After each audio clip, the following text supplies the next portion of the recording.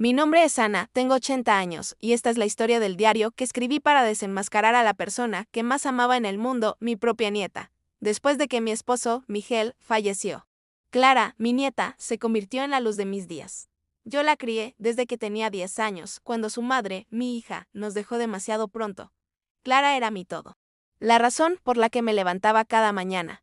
Con sus grandes ojos marrones y su sonrisa dulce, me recordaba a su madre. Había terminado sus estudios universitarios con mi ayuda y ahora trabajaba en una prestigiosa empresa. Se mudó de vuelta a mi casa para cuidarme y hacerme compañía. Según ella, me sentía la abuela más afortunada del mundo. Cocinábamos juntas, veíamos películas viejas y, por las noches, me leía libros en voz alta hasta que me quedaba dormida. Era la vida que siempre soñé, pero entonces las cosas empezaron a cambiar. Al principio eran pequeñas cosas. Un billete de 20 euros que faltaba de mi monedero. Lo atribuí a mi edad, quizás me lo gasté y lo olvidé, me decía. Luego, desapareció un pequeño broche de plata que pertenecía a mi abuela, una reliquia familiar. Lo busqué por todas partes.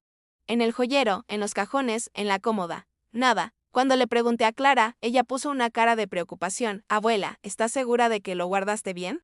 A veces la memoria nos falla. Esa frase, pronunciada con tanta dulzura, me partió el alma. ¿Podría ser que mi mente me estuviera jugando una mala pasada? Las desapariciones continuaron. La alcancía con las monedas que yo guardaba para mis nietos. Los ahorros que tenía en un cajón para el fontanero. El patrón era siempre el mismo, una pequeña cantidad de dinero o un objeto de poco valor económico pero con mucho valor sentimental. La duda empezó a crecer en mi corazón como una mala hierba. Quería creer en Clara. Me sentía terrible por tan solo pensar que ella, mi nieta, a quien le di todo mi amor y mis recursos, podría estar robándome. La sola idea me hacía sentir una culpa abrumadora. Un día, encontré una factura de un restaurante muy caro en el bolsillo de su abrigo. Cuando le pregunté por ella, me dijo que era de una cena de trabajo, pero el monto, más de 200 euros, me parecía excesivo para una cena de trabajo. Era el mismo monto que había desaparecido de mi monedero la semana anterior. Sentí una mezcla de rabia y desesperación. No podía acusarlas sin pruebas. ¿Cómo podría enfrentarme a la persona que más amaba y decirle que creía que era una ladrona? ¿Y si me equivocaba? Mi corazón no podría soportar eso. Necesitaba saber la verdad.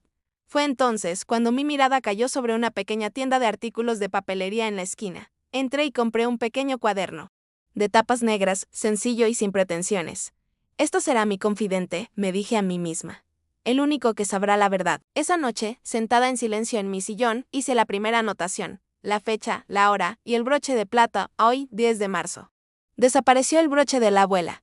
Le pregunté a Clara y ella lo negó. Escribir fue un acto de dolor, pero también de liberación. Me di cuenta de que mi mente no me estaba fallando. Había pruebas.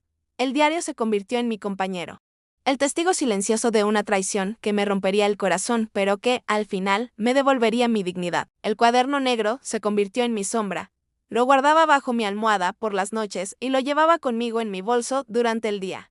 En sus páginas, mi vida se transformaba en una serie de eventos dolorosos.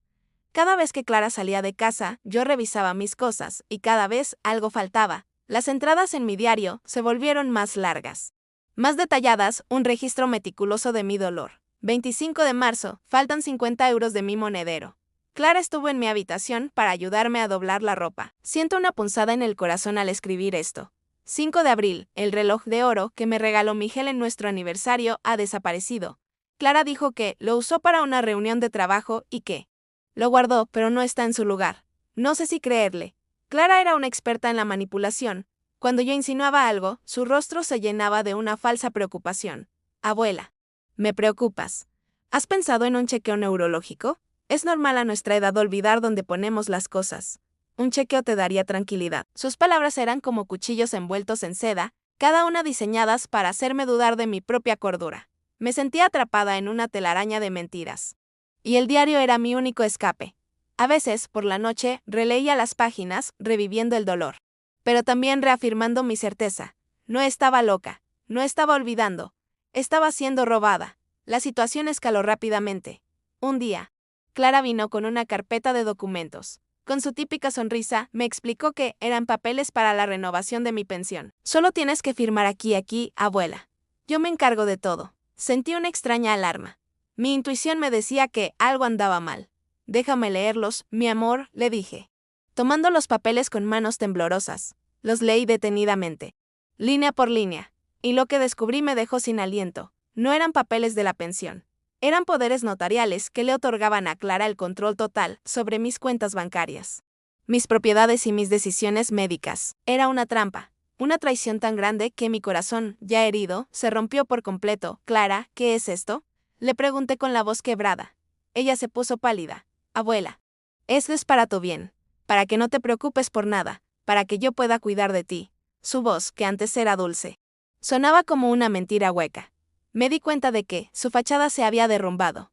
Lo que estás haciendo es robarme, Clara. Quieres tomar todo lo que tengo. Y lo haces a mis espaldas. Abuela, no digas eso. Yo te amo, gritó, pero sus ojos no reflejaban amor, sino pánico. Si me amaras, no me robarías. Y no me harías dudar de mi propia cordura. Esa noche hice la última entrada en mi diario. 2 de mayo, mi nieta ha intentado robarme todo. La confianza se ha roto para siempre. Este diario es mi única arma. Ahora, el juego ha terminado, y es mi turno de jugar. Ya no sentía dolor, sino una fría determinación. La hora de actuar había llegado. La persona que más amaba me había traicionado de la forma más cruel y yo estaba lista para contraatacar. A la mañana siguiente, sin que Clara lo supiera, tomé el teléfono y llamé a mi viejo amigo, el notario Luis. La hora de la confrontación había llegado.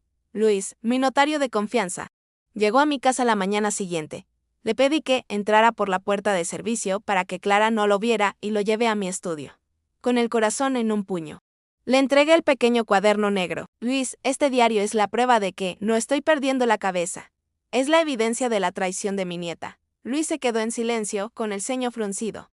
Mientras pasaba las páginas, sus ojos se abrieron con cada anotación, cada fecha, cada objeto desaparecido, cada mentira que Clara me había dicho. Al final, cerró el diario y me miró con una mezcla de lástima y admiración. Señora Ana, esto es una obra maestra de evidencia. Con este diario podríamos iniciar un proceso legal. Podríamos demandarla y recuperar todo lo que le ha robado. Pero yo no quería una demanda. No quería una batalla legal que arrastrara el nombre de mi familia por el lodo. Lo que quería era una confesión. Quería que Clara se expusiera a sí misma, no ante un juez, sino ante toda la familia. Quería que mis hijos y mis otros nietos vieran a la verdadera Clara, la que se escondía detrás de la máscara de nieta amorosa. No quiero dinero, Luis. Quiero justicia. Quiero que ella admita lo que hizo. Juntos, ideamos un plan tan simple y cruel como la propia traición de Clara. Luis redactó un nuevo testamento. Uno falso que haría que Clara creyera que había ganado el juego. En el documento, yo la nombraba como única heredera de toda mi fortuna, con una pequeña cláusula que el testamento solo sería válido si toda la familia estuviera presente en la lectura. Una semana después, Clara llegó a casa con una sonrisa radiante. Su dulzura se había multiplicado. Me trajo flores, me preparó mi té favorito, me abrazó con una fuerza que antes no tenía. Abuela, te quiero tanto. Solo quiero que estés bien. Cada abrazo que me daba era un abrazo a mi cuenta bancaria. Cada palabra dulce era un cálculo. Sabía que la noticia del testamento falso había llegado a sus oídos. Se sentía invencible. Yo, por mi parte, seguía llenando las páginas de mi diario, anotando cada una de sus nuevas mentiras, cada una de sus nuevas manipulaciones. El dolor se había transformado en una fría determinación. Sabía que la lección que les daría sería inolvidable. En la última página de mi diario, escribí la fecha de la reunión familiar, la hora en que todos, mis hijos, mis nietos y mis hermanos, se reunirían en el estudio de la mansión. 2 de junio, la hora de la verdad ha llegado.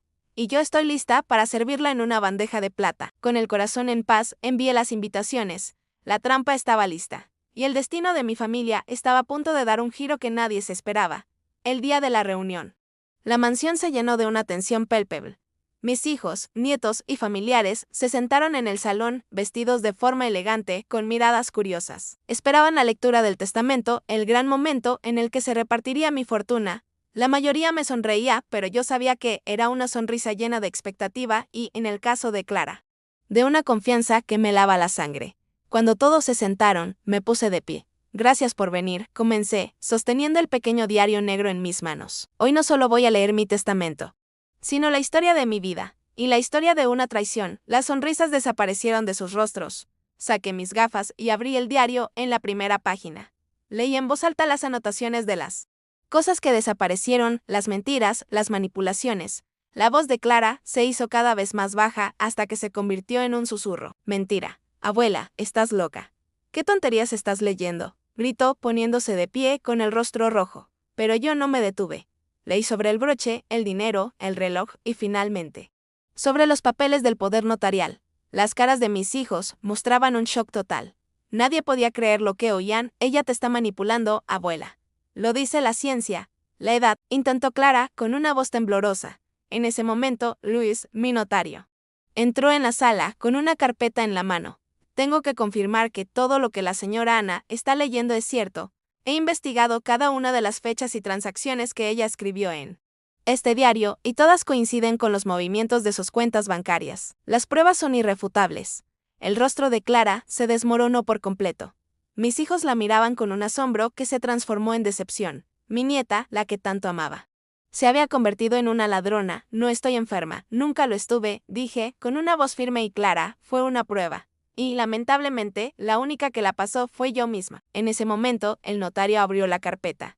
Aquí está el verdadero testamento de la señora Ana. Clara y mi familia lo miraron con una desesperación evidente. Luis leyó el documento. En él, yo le dejaba a Clara una pequeña suma de dinero, lo suficiente para que pudiera empezar de nuevo, pero no lo suficiente para que viviera de lujos. El resto, la mayor parte de mi fortuna, se destinaba a la fundación que creé para ayudar a ancianos que no tienen a nadie que los cuide. La lección que les di no fue una venganza, sino una demostración de que el dinero no compra la lealtad, la dignidad y el amor. Los meses siguientes fueron un torbellino. La familia me cuestionó, me llamó cruel. Me dijo que había destruido a Clara, pero yo sabía que la había salvado de su propia codicia. Hoy, 2 años después, mi fundación es un éxito. Ayudo a ancianos que, como yo, perdieron la confianza en sus familias. Clara y yo estamos reconstruyendo nuestra relación muy lentamente. Ella ha cambiado. Aprendió la lección de que el amor no se compra ni se roba. Y yo, a mis 82 años, sigo escribiendo en mi diario, ahora sobre las historias de éxito de mi fundación. Si esta historia te ha conmovido, te invito a que te suscribas a este canal, donde comparto historias de mujeres que, como yo, han recuperado su voz y su dignidad. Activa la campana de notificaciones para no perderte ningún relato.